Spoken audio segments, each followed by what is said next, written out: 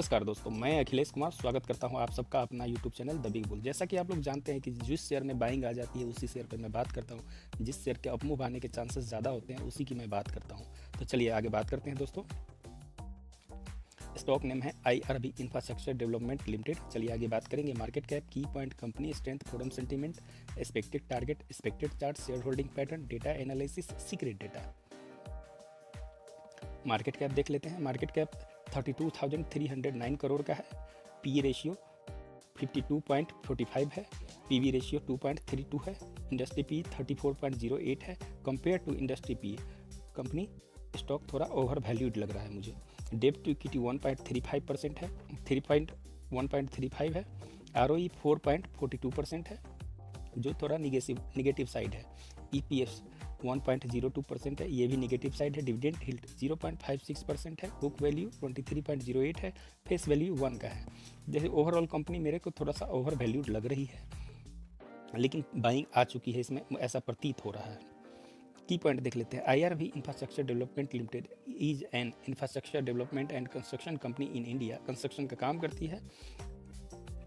It has experience in road and highway sector, road और highway sector में ये काम करती है। As well as other infrastructure business segment, other infrastructure business segment भी है इनका, जैसे like construction, airport development and real estate. चलिए आगे बात करते हैं कंपनी स्ट्रेंथ की। Debtor days have improved from 64.4 to 37.4 days.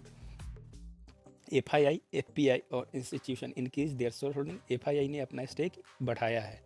Mutual fund increase their share holding last quarter. पिछले क्वार्टर में म्यूचुअल फंड ने भी अपना स्टेक बढ़ाया है। Mutual fund increase share holding over the past 2 month. Mutual fund पिछले 2 महीनों से भी अपना स्टेक बढ़ाया है। Mutual fund increase share holding in past month, पिछले मंथ भी म्यूचुअल फंड ने अपना स्टेक बढ़ाया है। Dividend yield greater than sector dividend yield, dividend yield भी इनका सेक्टर से ज़्यादा डिविडेंड यील्ड है। फोरम सेंटीमेंट देख लेते हैं। 50% बाइंग की तरफ है, 50% सेलिंग की तरफ है। तो आप कह सकते हैं कि नेचुरल है, ना बाइंग की तरफ है ज़्यादा और ना सेलिंग की तरफ ज़्यादा है। एक्सपेक्टेड टारगेट जैसा कि मैंने चार्ट पे रीड किया है, इसका डाउन साइड 49.44 दिखा रहा है, एंड अगर उसको ब्रेक किया, जो कि चांसेस बहुत कम है, वो 35 दिखा रहा है। अप साइड 100 प्लस का शो हो रहा है। रेजिस्टेंस ये 72 के आसपास फेस करेगा, और शेयर का करेंट प्राइस 51.38 है, ये आपको समझना पड़ेगा। एक्सपेक्टेड चार्ट देख लेते हैं। जैसे कि हमने चार्ट को ड्रॉ करा है, आप देख सकते हैं एक लाइन डॉट वाली है, उसमें सब कुछ छिपा होता है। आप लोग को हर वीडियो में मैं समझाता हूँ कि डॉट वाली लाइन है वही इनका सपोर्ट होता है। तो 49 के आसपास इसका सपोर्ट बन रहा है, वहाँ से इसके चांसेस ज़्यादा है ऊपर जाने के, क्योंकि बाइंग अच्छी खासी हो रही है, जैसा कि हम डेटा एनालिसिस में बात करेंगे और दिखाएंगे आपको। शेयर होल्डिंग पैटर्न देख लेते हैं। कंपनी का शेयर होल्डिंग पे प्रमोटर के पास 30.42% है। FII के पास 45.99% है। DII के पास 8.12% है। पब्लिक के पास 15.48% है। डेटा एनालिसिस कर लेते हैं। हमारे पास डेटा 10 अक्टूबर 2024 से लेके 1 नवंबर 2024 तक का है। चलिए 10 की बात करते हैं। 10 को वॉल्यूम आया है 1,23,40,963, और वैल्यू आया है 10 अक्टूबर को 73,13,79,101, और नंबर ऑफ ट्रेड आया है 50,003। चलिए 22 की बात कर लेते हैं। कंपेयर टू 10 अक्टूबर 22 को वॉल्यूम आया है 1,83,82,902, और वॉल्यूम आया है, वैल्यू आया है 1,04,80,38,732, और नंबर ऑफ ट्रेड देख सकते हैं दोस्तों, लगभग 2.5 गुना कंपेयर टू 10 अक्टूबर बढ़ोतरी है, 1,16,473। 23 को भी थोड़ा बहुत वैसे ही एज इट इज़ 22 को जैसे उछाल आया था वैसे ही वॉल्यूम में, वैल्यू में उछाल है। नंबर ऑफ ट्रेड में थोड़ा सा कम है। 24 को भी वैसे ही उछाल है, मतलब लगातार उछाल वैसे ही आ रहा है कंपेयर टू 10 अक्टूबर। और सडनली उछाल, सबसे ज़्यादा उछाल आया 31 अक्टूबर को, वॉल्यूम बढ़ गया है 3,38,59,399, और वैल्यू हो गया है 1,76,56,27,620, और नंबर ऑफ ट्रेड देख सकते हैं 1,20,726।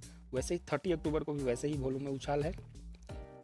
2,70,74,326 और वैल्यू है 1,44,34,32,30,339 और नंबर ऑफ ट्रेड में देख सकते हैं 84,367। तो कहने का मतलब है कि बाइंग तो इसमें आ चुकी है। इसी तरह क्योंकि इतना ज़्यादा वैल्यूम आ रहा है तो आपको समझना पड़ेगा ये सब चीज़ें। नंबर ऑफ ट्रेड भी बढ़ रहे हैं तो आपको ये सब चीज़ समझना पड़ेगा कि बड़े प्लेयर की कोई अगर बड़ा प्लेयर बेच रहा है तो कोई बड़ा प्लेयर खरीद भी रहा है और उसमें रिटेल डर के बेच के भाग निकलते हैं।